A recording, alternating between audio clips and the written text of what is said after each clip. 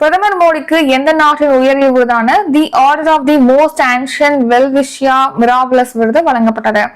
Answer option C, Namibia.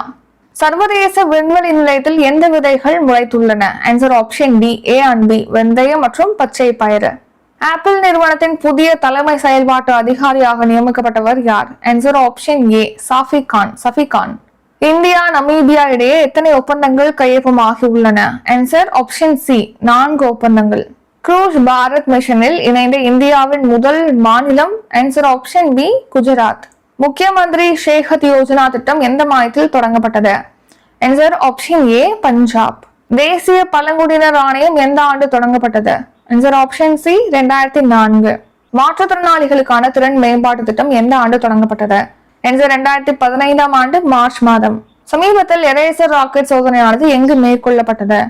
Answer option B, Lakshadweep.